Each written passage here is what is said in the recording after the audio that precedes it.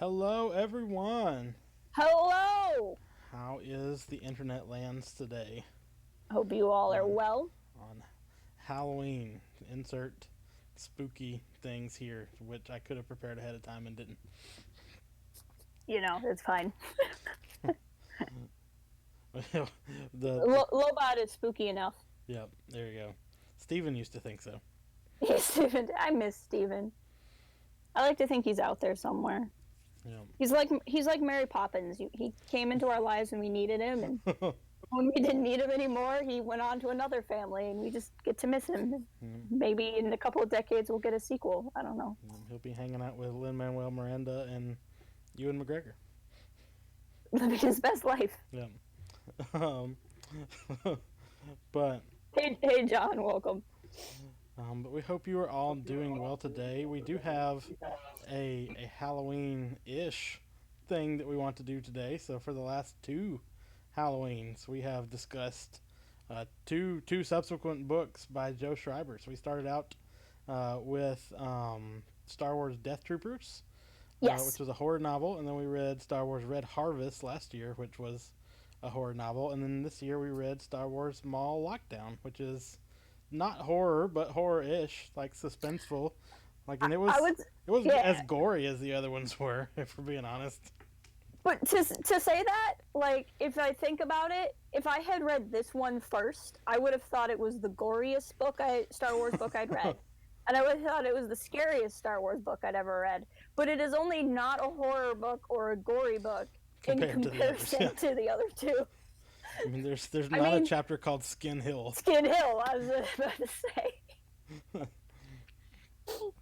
That's just something that anybody that's read Death Troopers, like, that's just a moment that we all have in common.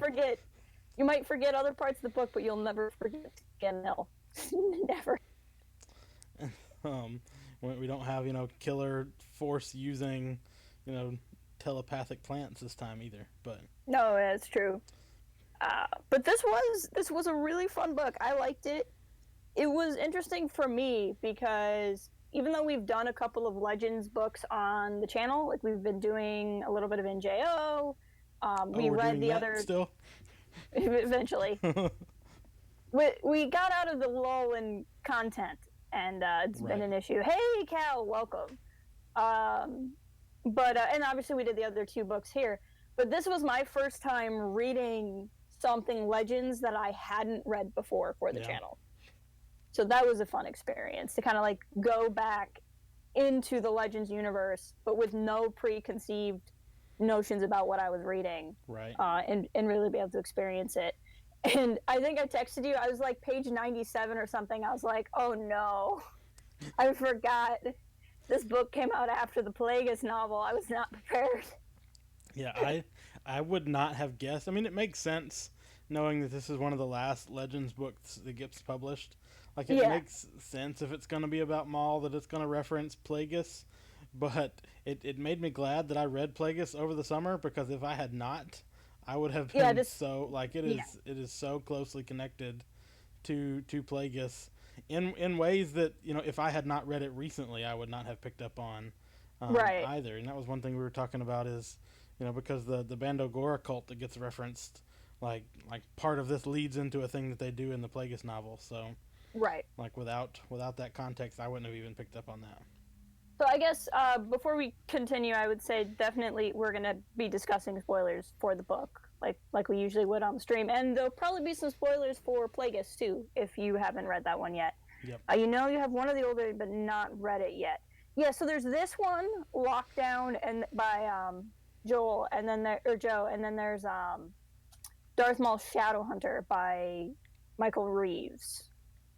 And I had already read that one. I don't necessarily remember a lot of it because I read it a long time ago, but I remember liking the other one as well. I don't think I read that one either. Most of the vast majority of Star Wars novels that I read, which at one point I'd read most of them that were out, but it was all, original trilogy or after books, which was, what most of it was for a very long time.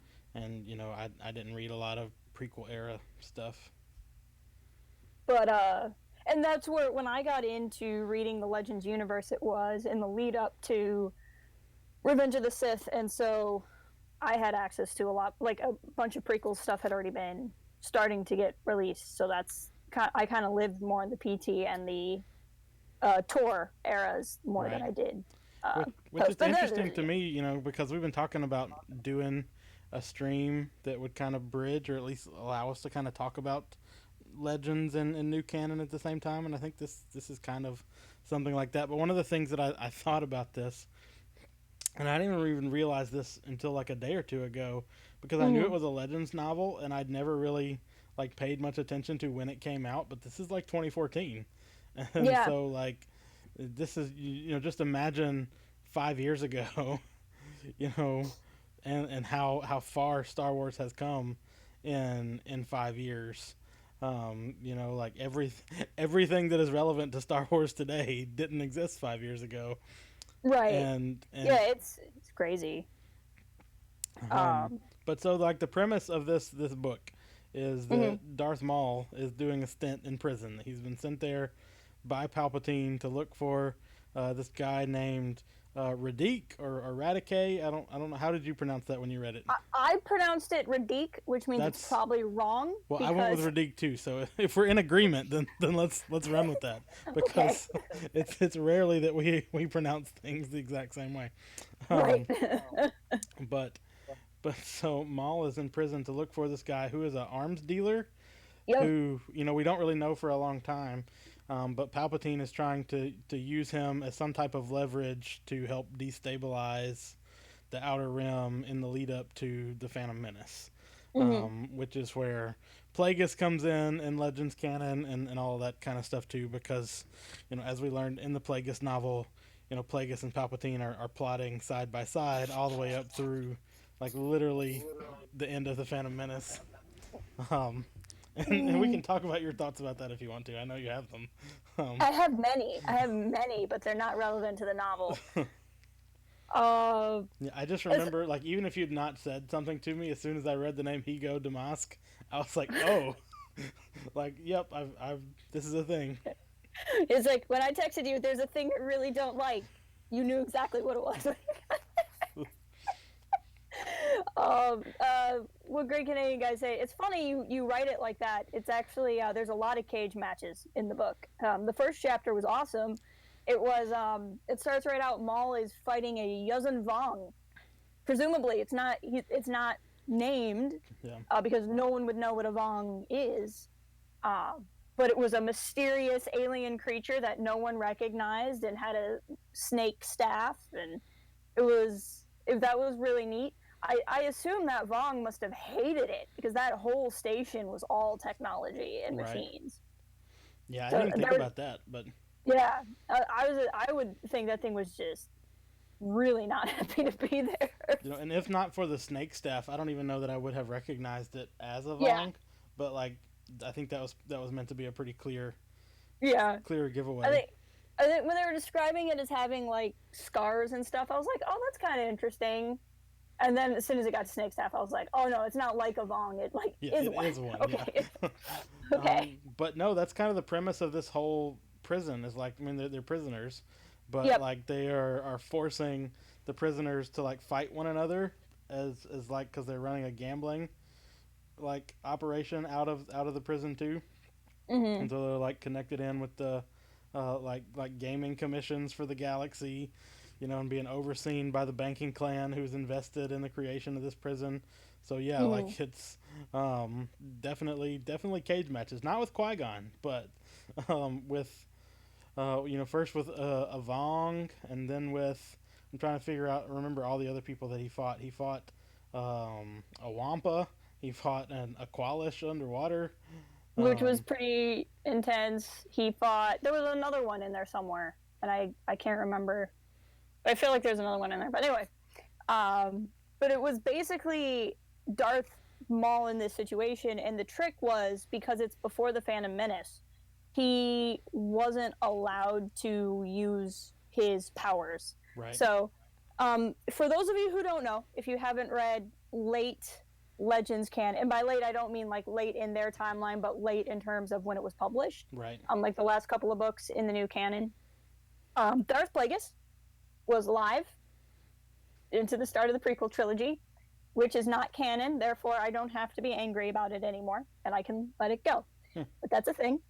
And Palpatine is still the apprentice to Plagueis, but is training Maul, and Plagueis knows about Maul. So Palpatine's kind of running this weird gambit, and Palpatine is not allowing Maul to be a part of the grand plan. He's not allowing Maul to take part in the plot to take down the Jedi. Right. And so I'm getting distracted by saying hi, Sid, and welcome, General Kenobi. But Maul wants in, and Palpatine says you can only do it if you succeed. Part of your success is if you can do this without using your Force powers, because if people know there's a Sith Lord, everything's a mess. Like, you've ruined the entire plan. Right. So that's where this gets interesting, because obviously Maul could take the entire prison down by himself, probably, but he's not allowed to use his powers. Right.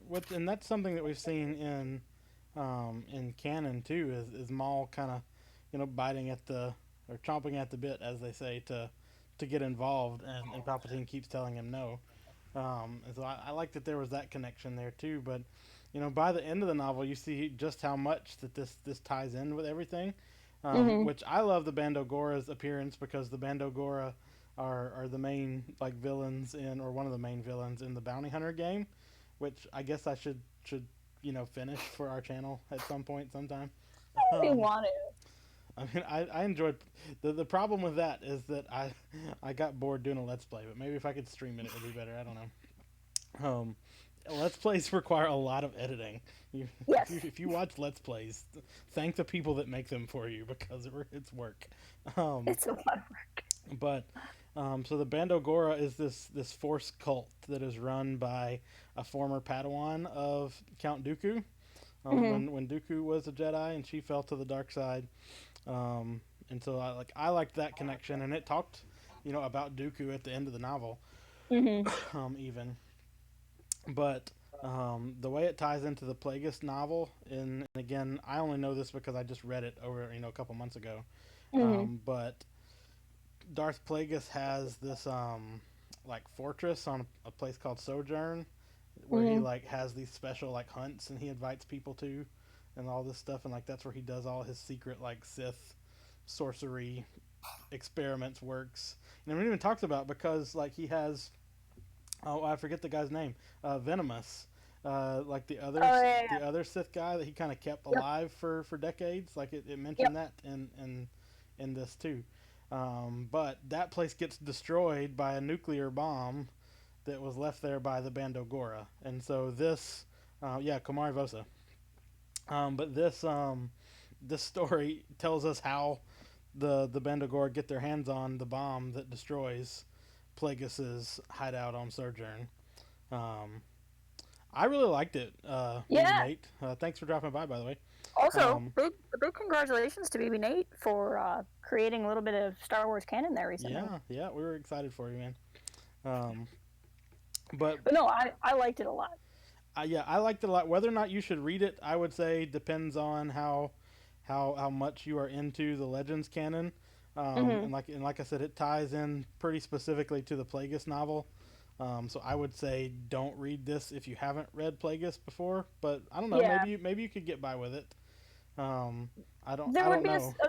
I think there's a certain amount you just have to go with not knowing things. Also, welcome, Skynobi. But yeah, it's odd or not odd, but it's good that you ask, I suppose, because that was one thing we had noted, is that one of the complaints about Legends canon, and we both love Legends canon, but one of the complaints is it became so crowded, it got hard to enter Legends canon unless you started with a specific book. Right. And there's a lot in this book that references other books. Right. And you will kind of get it or you won't. I think there's specific things you can know about it.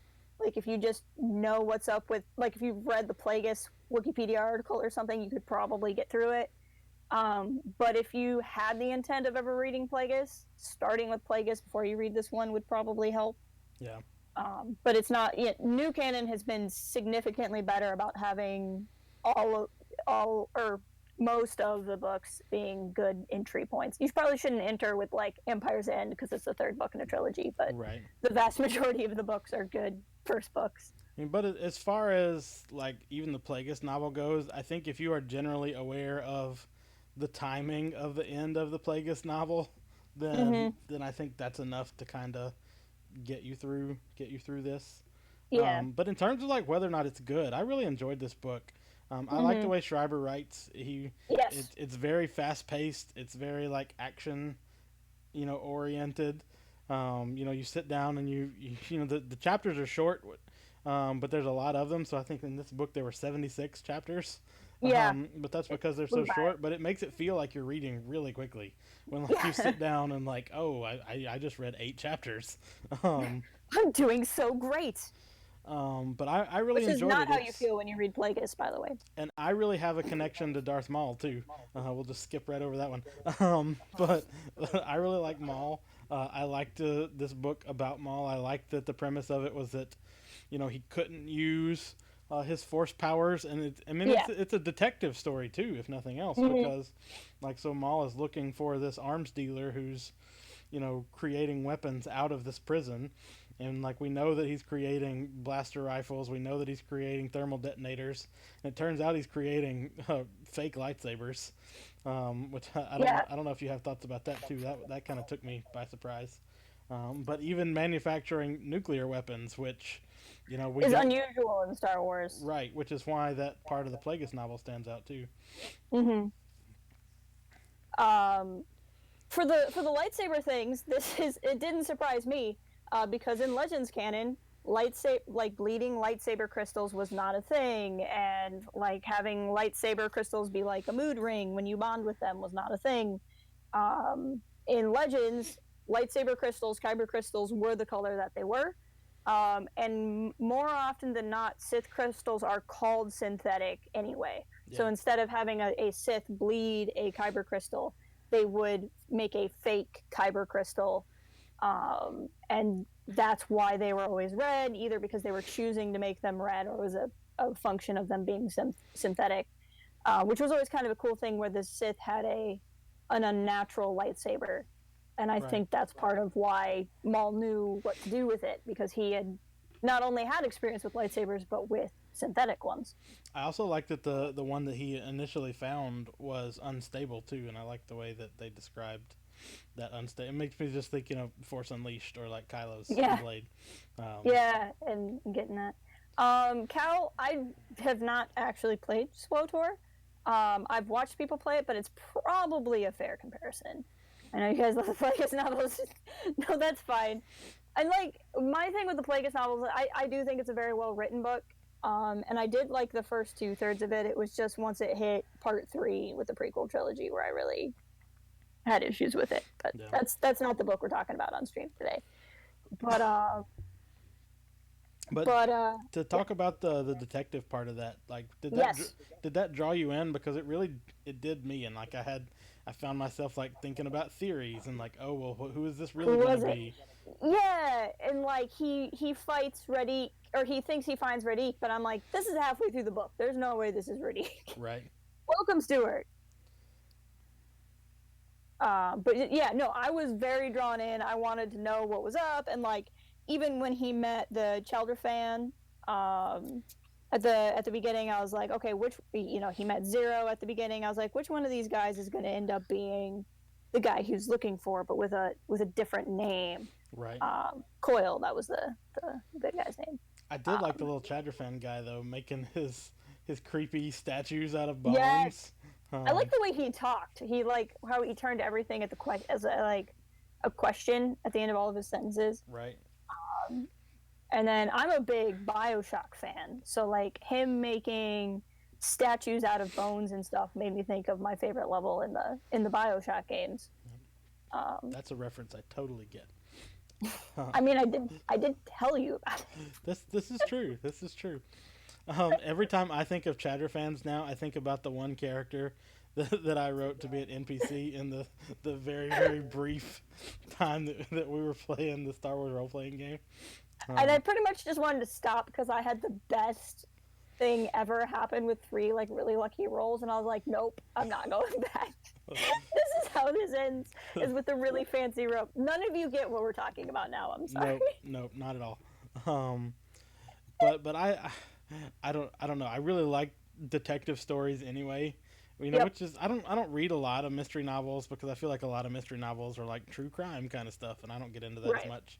But I was really drawn into like the mystery of this, looking for this hidden character and who was running this secret weapons facility out of this base, while you also have these prison fights that are going on that are being gambled Mm-hmm. on, and you have this algorithm that is matching them up and like 100% of the time correctly predicting who's going to win.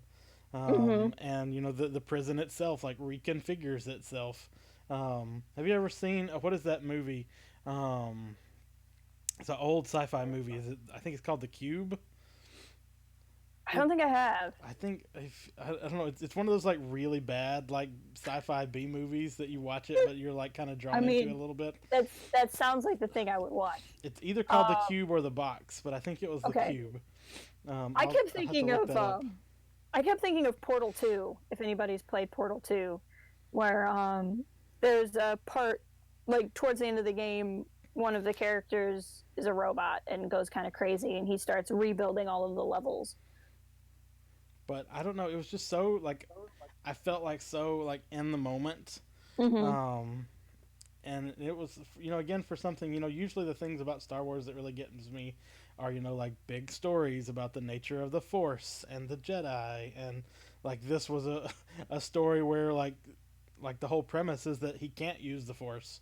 Right. But I really loved it. I enjoyed it a lot. And like to the mystery also, I obviously this came out after Maul was already back in the Clone Wars. So even though it's a Legends novel, Clone Wars was getting released in Legends time, because it was canceled with the Disney buyout. So we already were starting to see this in canon, but I liked seeing Maul being pretty darn smart. Like he's very underappreciated by Palpatine in this novel, which is Oh yeah. intentional. I'm sure Palpatine underappreciated him in general, but he's really smart and really good. I mean, he doesn't spend that much time in this prison, and he takes the whole thing down and finds everybody. Right. And I liked seeing that. Maul was a character, as much as I loved the prequel trilogy growing up, Maul was not a character I connected to or that I necessarily like. I certainly didn't dislike him. Like I had no problem with Maul, but I was like, my feelings towards Maul are kind of like what some would say about Phasma or Boba Fett. It's like you either like him because he looks cool, or you don't. But then the expanded universe created all of this other story, and so I've loved EU Maul quite a Right. bit. And so this added more of those elements to Maul that I've liked since seeing him in Phantom Menace.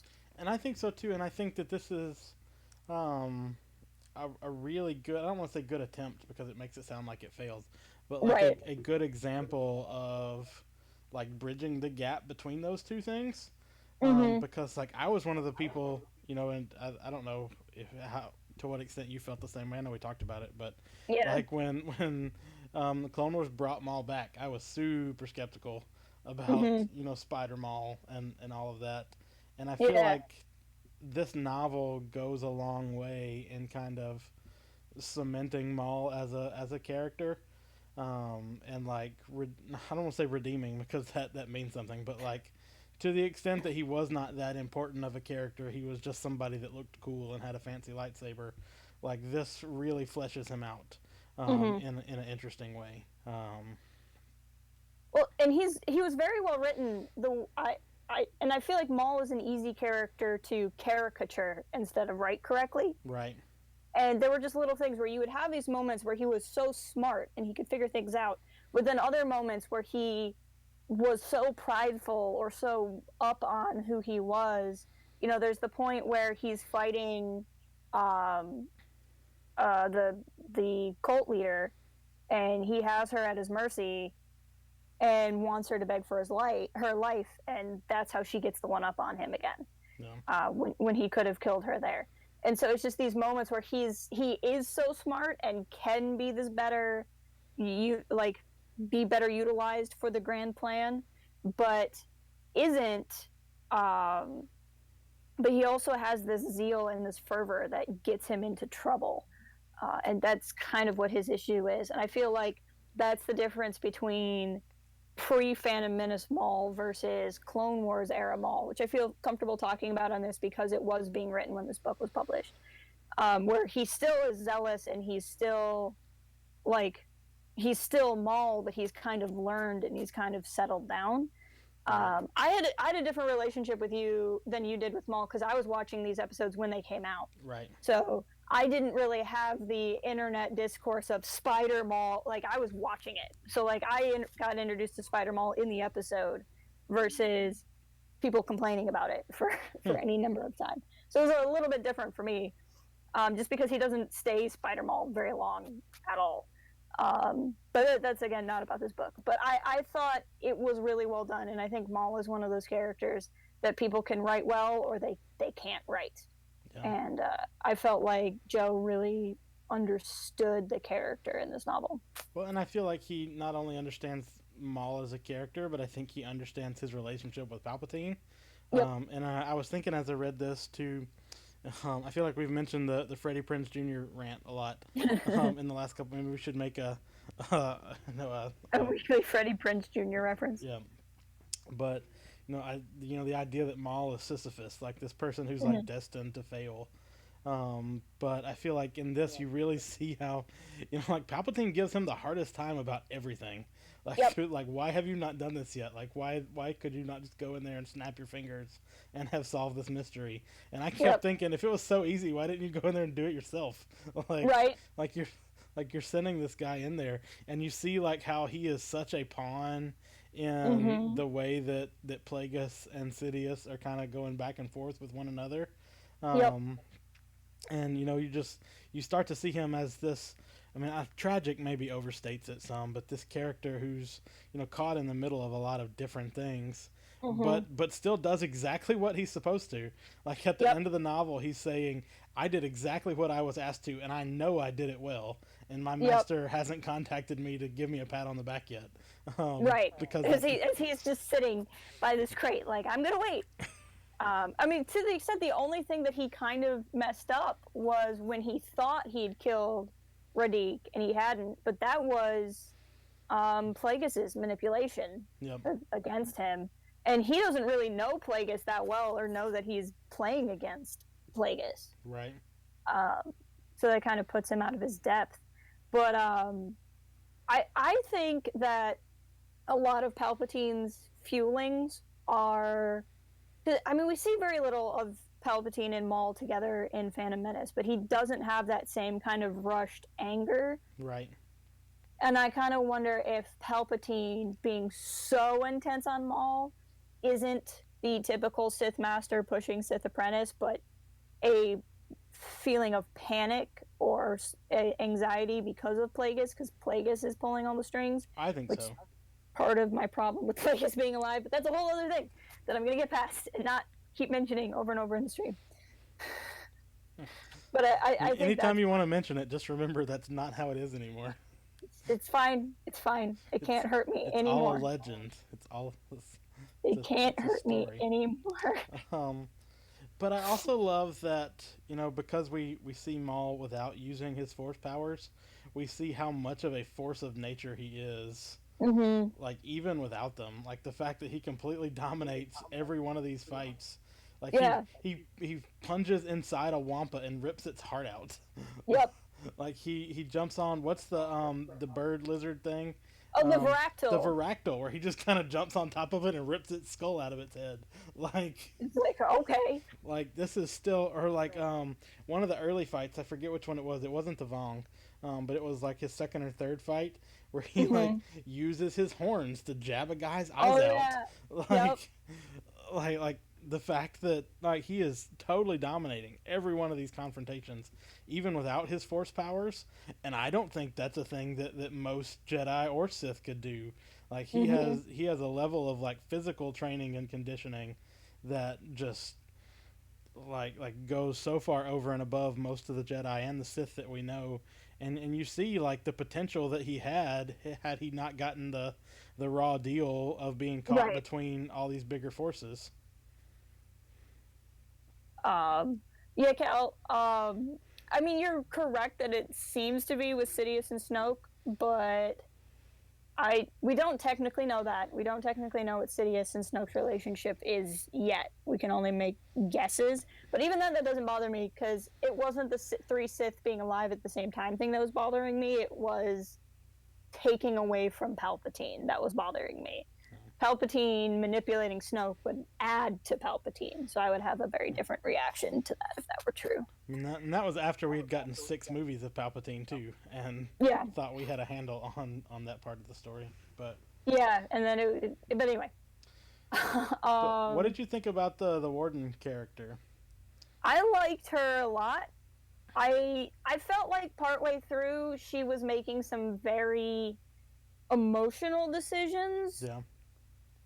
That didn't necessarily need, like, I didn't necessarily follow, other than her just recognizing what kind of threat Maul would be. Right. Unless maybe she was getting told what to do by Radic more than we were necessarily being led on to. Because she didn't seem to know he was there or not.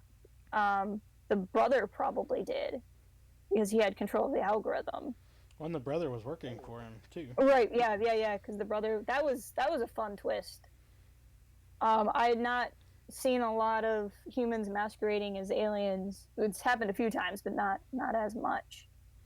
But when I got to that, I knew you were a little bit ahead of me, and I sent you a Mission Impossible gif where he rips the mask off his face, because that's exactly what I thought. Well, and then when we got to, I definitely want to talk about the worm. And when we got to like the worm just eating everything, all I could think about was the giant worm from SpongeBob. Yeah. Where like Sandy goes, it was like the giant bull moose worm or something, and like Sandy goes in and fights it, and she thinks she won, and SpongeBob's like, no, that's its tongue, and it was actually bigger. Do any calamari appear? They're not featured. There might be prisoners who are Mon Calamari, but there are no main characters who are, right. Unfortunately. And I also thought that the implication when we're talking about the brother, the brother is the super smart guy that made this algorithm, but it didn't occur to me until, I guess I don't know if it was supposed to be obvious, but like the brother lived in like this completely sound dampening environment for a while, and like didn't speak for years. And like when I realized that was so that even his own sister, she said, I don't remember what his voice is like. Yeah. And that's so that he could pretend to be this other person and not have anyone make those connections. Like it's that really hit smart. Me later on. Yeah. Like it didn't hit me right away, but eventually I was like, oh, that's why she doesn't remember his voice. Yeah. But since you brought up the worm, why don't we talk about the worm? So like in this prison where people are fighting each other in cage matches for gambling, there's also this giant worm creature that like lives in and is like going around and feeding off of the blood and the corpses. Yep. And it has grown to this point where it is like huge, like hallway size worm. And they talked about it like bending back its face enough so it's like it was all mouth. Right. Like, it starts as a parasite that a dude had in his intestine. Yep. And it ended up being like Jeff the Worm from Men in Black 2. That's probably the best way to describe it. And it was such an odd thing. And it's what I love most about Star Wars is when there's weird stuff. I love weird stuff. And it was trippy because I feel like it's also very Legends on his name is Jeff. Okay, good. I was worried I wouldn't remember. But let me go edit the Wiki article. Jeff the Wolfworm. It was Spice Worm. It was a little bit like Dune, but they weren't as big as the worms in Dune, I don't think. But what was I gonna say? Oh, it's this weird force thing where the worm will eat people and like absorb their consciousness. Yep. And so whenever you're near the worm, it like telepathically sends you like the thoughts of all the people it ate. And the implication was that it was the implication was that it was like a limbo. Like the people it ate never got to truly die. Uh they just lived in like this weird like worm hell forever. Right. But it was weird because like you'd come across like people would come across the worm and like it would have all these different voices in their heads that were both saying like save us, but also we want to murder you and please we're hungry, let us eat you. Like and it was I feel like again if we had read this one first before Death Troopers and Red Harvest, like I feel like the intensity of like the horror of that moment would have like stood out even more.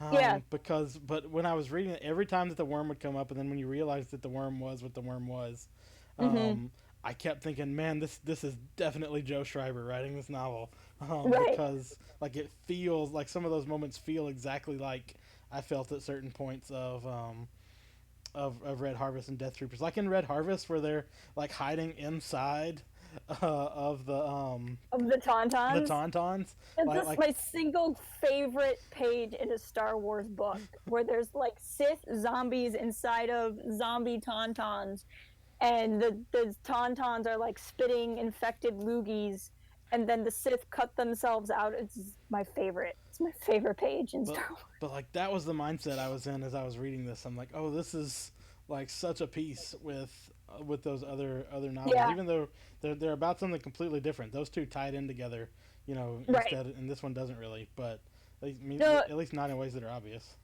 Thematically, it felt similar because the first book starts on a prison barge, and then this book was about a prison. But yeah, no, the stories are not related at all. If anything, this is closer to a prequel novel or a midquel novel for the Plagueis novel, I suppose. But I mean, about as many people survive in the end. Yeah, right. That's true. Because I mean, literally, they start dropping like flies because the warden punches in the command code that kills like every prisoner. But the other thing that felt very very Joe about this book is he's good at having all these other little side characters, and you kind of follow the story from their perspective too, and just the story of like the father and the son. He always has those people where you really care, like in Interquel is a term. But like Death Troopers had the brothers, and Red Harvest, you had the Jedi and the Orchid, and you always have these kind of like emotional heart characters that are the ones that like you're like, if anyone makes it, it has to be these people. Right. And it did that quite well. It was funny to me too because you were texting me like, I'm gonna have to watch this son die, and I'm like, well, actually you are, but he's not going to be dead. Like it's a fake out, but because that's another thing. I don't think we've mentioned this, but like all the prisoners have these bombs that are installed in their hearts so that they can like be put down if there's ever a riot. Which I liked the scene where Kamar Vosa uses the Force to pull Maul's bombs out of his hearts.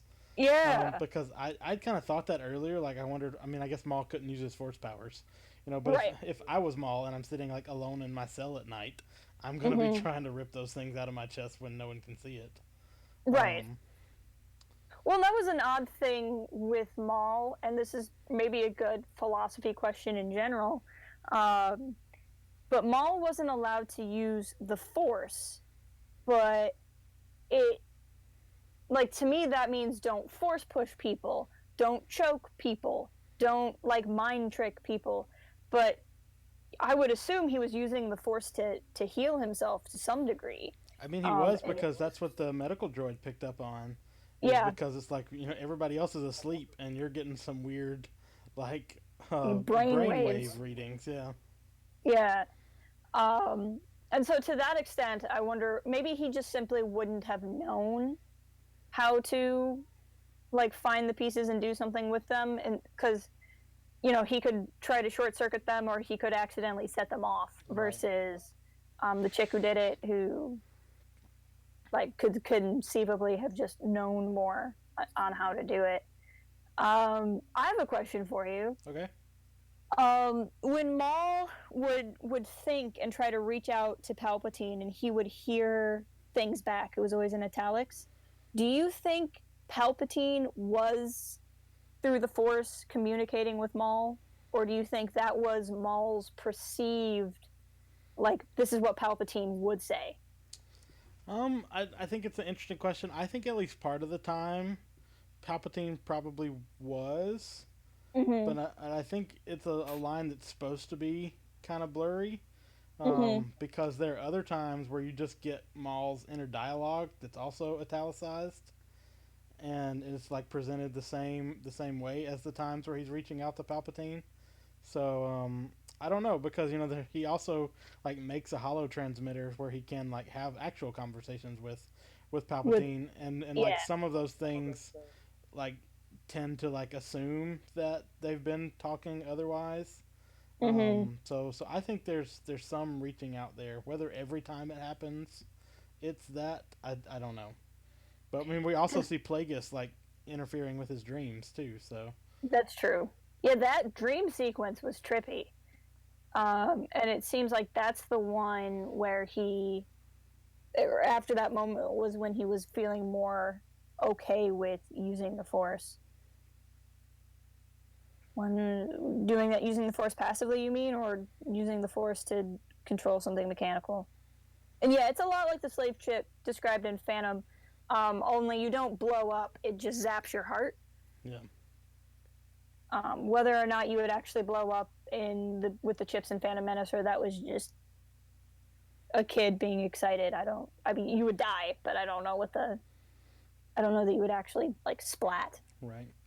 And but speaking of splatting, again, I think Mm-hmm. one of the things that I like about these novels that Joe Schreiber has written, which I don't think like maybe in like Twilight Company, like I don't Mm-hmm. remember like a lot of Star Wars novels like talking about like the actual wounds you get from like getting shot with a blaster. Like we know that, Mm-hmm. oh, I got shot in the arm and that hurt, or oh, I this guy got shot and and was killed, but like Mm-hmm. people had like limbs blown off with blaster rifles, and Right. like like Maul disconnected his shoulder and like popped it back in again.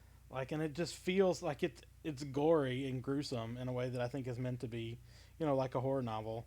But I also think that it's realistic in a way that we don't get, in a sci-fi franchise that's meant to be at least partially based on like gritty realism, Mm-hmm. and not some kind of like idealized future necessarily. Like it's a different type of writing about Star Wars than we get in other places. Yeah, Um, I like the intensity of it. I don't know that I'd want every Star Wars book oh, like I this, don't but think I so like, either. But yeah, but I like that we have Star Wars books like this.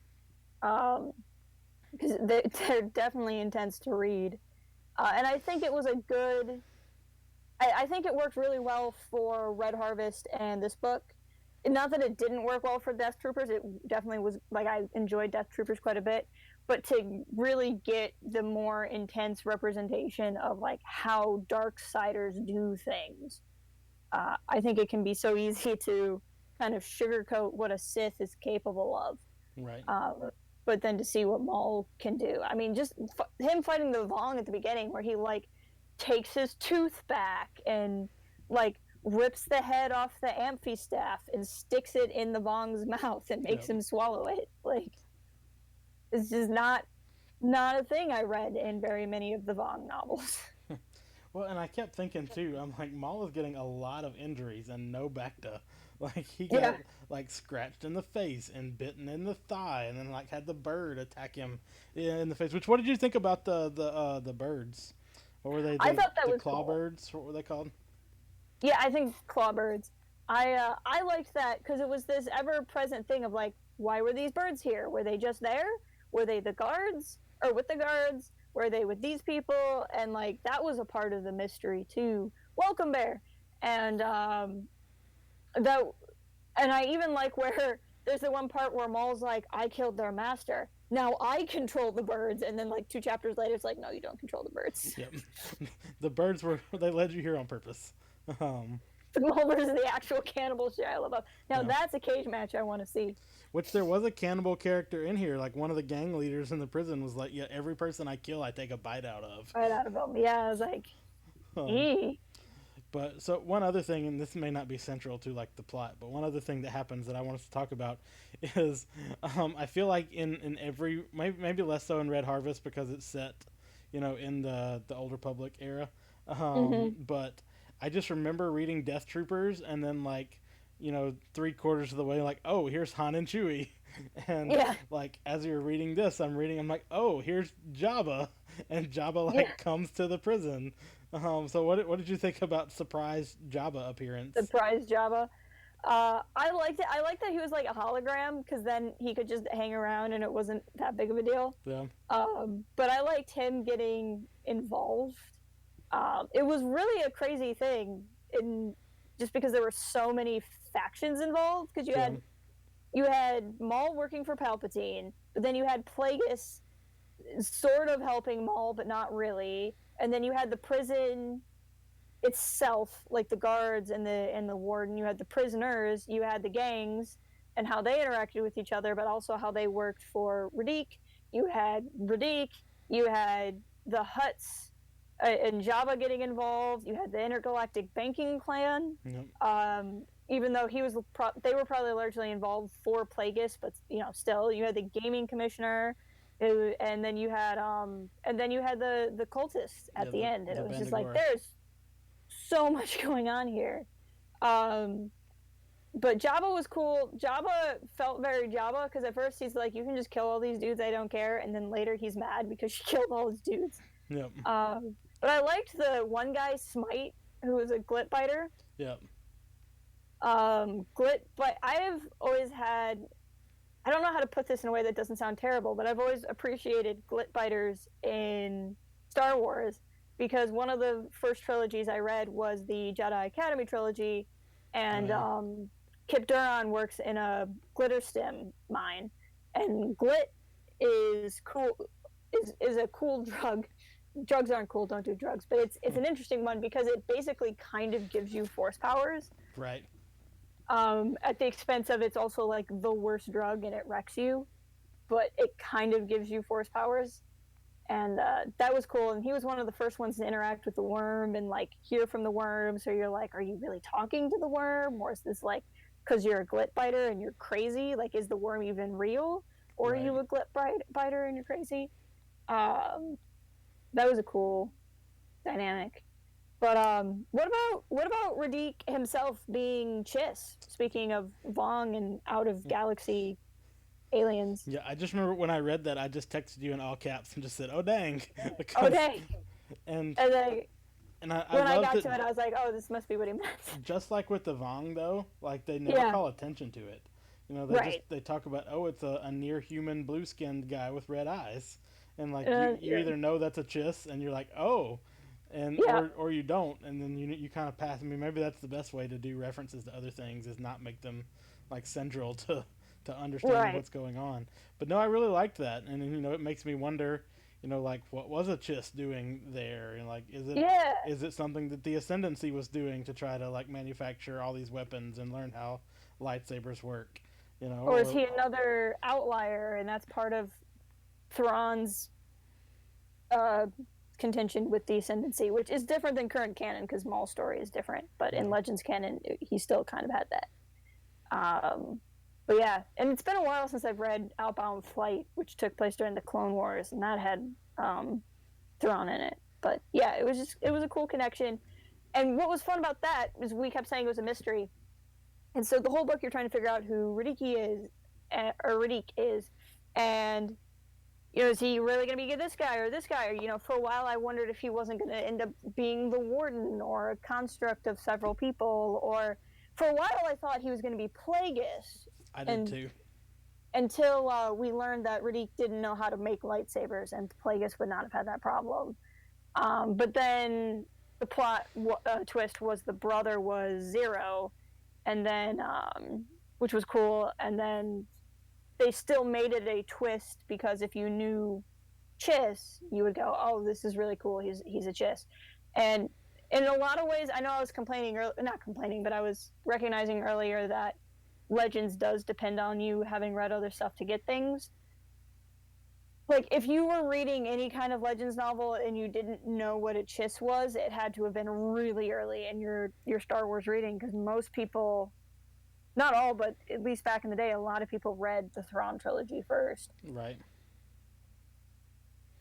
And Legends would not be surprised if there's some small communities. Yeah, it's possible. And it may even be said more in Legends, and I'm just not remembering because it's been a while. Yeah. I mean, I still was more than pleasantly surprised though when that happened in the novel. Though. Yeah. I really liked it. But are there other things you want to say? I know we're coming up close on time. The end, I think the part that kind of surprised me, because I haven't seen this in any other representation of Maul, is I got the impression that the cult lady at the end had a thing for Maul.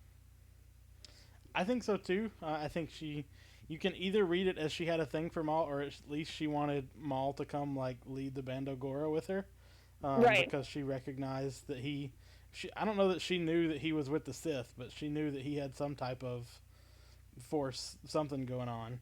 And, right. And so either way, I think it was interesting, and it's interesting too. And I was going to mention this in a minute, but we're going to see more of Darth Maul tomorrow. But given the fact that Maul eventually runs his own crime syndicates, to see like Legends Maul have an opportunity to like do that early on, I thought was interesting too. Do you want to know the end of the Bandogor story and the end of Kamari Vosa's story? I mean, I think you kind of told me, but if you want to tell everybody else. So, like, in the Bounty Hunter game, which is where I know the Bandogora and Komari Vosa from, it's a Force cult, and you learn that she's the Padawan of Dooku, and Dooku sends Jango Fett and Montross to kill her and wipe out the Bandogora to see which one of them is going to be the template for the clone army.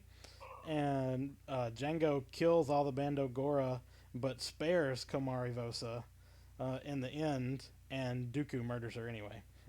Very, very Dooku-esque. So like right at the end of that game, where you think she's going to be spared, Dooku comes in. And it's like, actually no. What I enjoyed in this book, where they talk about, is they kept talking about the moon of Bogdan being a burial moon, and I was like, Dooku is just connected to funeral moons everywhere he goes in all canons. Is that close enough? No, I think that can count, because it is a thing in Jedi Lost. I mean, yeah, it's a pretty solid. Kevin Scott reference. Really, Kevin Scott reference. Right under the wire there. But I thought about that when Vosa is pleading with Maul, or like Maul is trying to get her to beg for her life, because that's more or less what happens with Jango Fett in the Bounty Hunter game. So obviously, I think Joe Schreiber, if he didn't play this game, had some kind of background information from it, because so much is referenced. Well, and to her character also, I don't think Maul had feelings for her, because I don't think Maul is capable of having feelings like that, at least not here. But I did find his connection to her interesting. Like, he chooses to save her because he recognizes that she's not a Jedi or a Sith, but she's this kind of like Force user who's kind of doing her own thing. And I think that's something he sees in himself. Like, he's obviously not a Jedi, but he's not been allowed into the Sith clan yet, even though he is an apprentice. And so it was almost like, for him, she was this version of what he could be. Right. And that's why he wanted to save her, because at the time he thought he was going to die. Like, maybe it sounds a little dramatic, or maybe it sounds a little too on the nose, but he thought he was going to die from the things in his heart. So saving her was his kind of like, ostensibly to save the mission, but in a way his way of trying to save himself. But then she saves him, which is kind of interesting, especially if you compare that to his vision, where he was fighting his actual self in a dream. Right. But then instead it's this different and like version of who he could be that ultimately rescues him. Right. But all in all, I really like this. Yeah, I was glad I read it. I know we read it mostly so that we could talk about it on Halloween, because right. that's what we've done the last 2 years. But I was really glad we did it. This is probably not a book that would have been a high priority of mine Right. otherwise. Yeah. But I was, not because it wasn't good, but just because I'm more focused on new canon stuff, and there are other Right. Legends things that we're kind of working our way through. But I was really glad I read it, and I think it's, even if you don't want to read it because it's kind of a horror-ish novel, Mhm. I think it's really good. I think it's a fun book, and if you know enough about Plagueis that you don't get lost in those references, Yeah. I I think think I you'd would be recommend fine. it. Yeah. And like I said, it's a good quick read if you want something that doesn't feel like a slog. I really like how, for the most part, his chapters are just like 4 pages. So it makes it feel like you're going through it a lot faster. It feels fast paced, and it constantly felt like the plot was twisting and turning. I probably wouldn't have read it as quickly as we did either, just simply because it's trying to read some legend stuff now and keeping up with new canon. I tend to go back to stuff that's more critical to the understanding of the galaxy, I guess. And this isn't necessarily one that I would say is, Yeah. but I think that's fine. Like Legends had so few novels that were just their own story. Like so often with Legends novels, it was like, here's a book that fundamentally changes everything for no real reason, but it's gonna. And it was nice to have a book that was just an actual character exploration. Yeah. But I think that's going to do it for us today. So check this out. If you want to, we both enjoyed it. Mm-hmm. We are going to be back with you, all things going as planned, Yep. tomorrow, to continue our watch through of the Star Wars movies and our own journey to the rise of Skywalker. We're doing Solo this week, so we'll get Yep. some surprise Maul appearances in there too. If you're Which, if you don't own, is still on Netflix. Yep. And I will also say too. So we're thinking about looking at our schedule a little bit going forward, just because in another 2 weeks we're gonna have Mandalorian stuff coming out on Friday. So be ready for some Yep. Mandalorian content. Also, make sure you're catching the spoiler reviews that Yoda Bauer is doing for Star Wars Resistance. If you're watching that. And other things that are going up on our channel, our weekly Bloodline book club, Yep. that Which only YB is has still doing. 3-4 weeks left, and then we'll be done with Bloodline. We'll be done with Bloodline in plenty of time for the Rise of Skywalker. Yep. So make sure you're checking out all the things. You can find us on Twitter and Instagram and Facebook. Join our Discord, which is linked in all the places. Check out our old past streams if you want, of the other two Joe Schreiber novels. Those have been, Yep. Lobot's been dropping those in chat. But thank you guys for hanging out with us, and we will see you next time. Thank you so much. Bye. Bye.